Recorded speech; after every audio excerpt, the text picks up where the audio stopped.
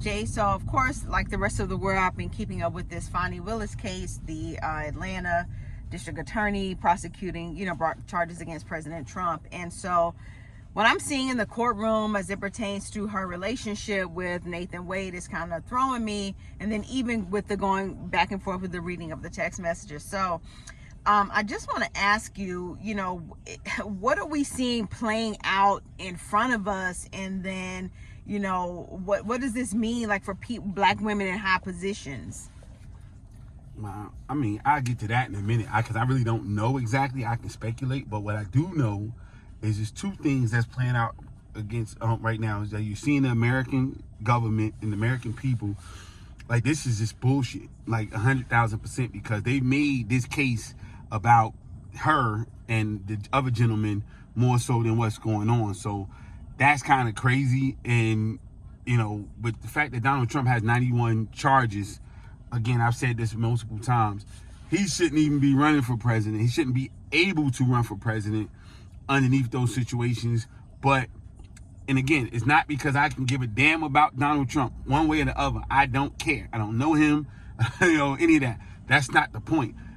In the justice system, if you got charges on you, some people ain't gonna give you a job until that's sorted out, let alone get the highest job in the land. That's all that is. I don't give a damn about who he is, what he do, none of that. That's none of my business. If you got 91 cases, and a good portion of them are felony cases, open cases, none of that shit should be going on. And then to add insult to injury, they're they're talking about taking over the country, and you still allowing that to go on, and you putting this as the focus, and not, what's going on with Donald Trump in that situation. That's very serious, should be serious, but they're not taking it serious. The second thing I see that's going on is black people, men and women, get in high places. And especially you think about these are attorneys that we're talking about now, and how comfortable they get, because they're dealing primarily with black people, with other black individuals, and they're like, hey, they're not gonna ever in their life think about coming at me. And they get that idea where I am my oppressor now. A lot of black people get into a winning position and turn into the oppressor, or take on the oppressor's behavior. And one of the behaviors is relaxation. They're comfortable because nobody's going to come to me. This is why cops do what they do. I'm good. Everybody's got my back.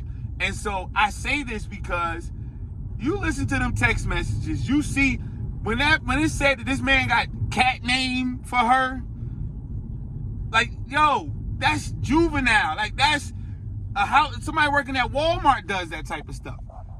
They have a meme out when the guy's on there. It's like a video when the guy it comes to say the call from Deep Throat guy, and he just turned, and his girl in the car, and he just turns and drives off the cliff. Like, really? This is what you're doing at the high level as a prosecutor? Like, you're putting pet names in your phone, knowing that people can go ahead and get that, but you got to have the spirit of who's going to check me. Who? This criminal that I'm using, these regular low-level criminals I'm usually dealing with, and you get into that space where you're comfortable.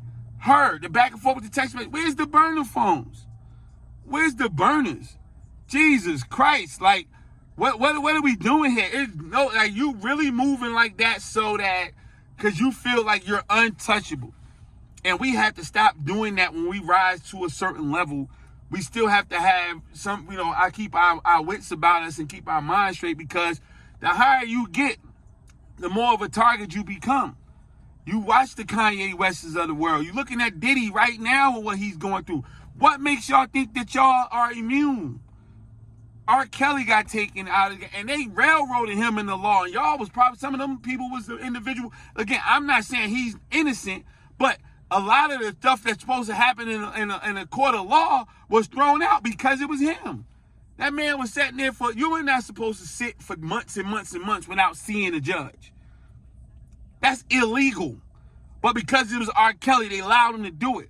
That's called, in law terms, precedent. So it's going to happen to somebody else who didn't have millions and millions of dollars, who's not going to have celebrity status. And y'all idiots doing this nonsense, that's going to make it hard on other individuals that look like you. So those are the two things, dynamics that's going on.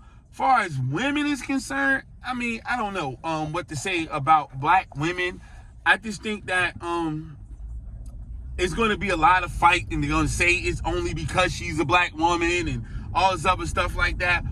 I just think human beings, especially black human beings in America, need to realize that they're still in America, no matter how much money they got, no matter how much success you amassed.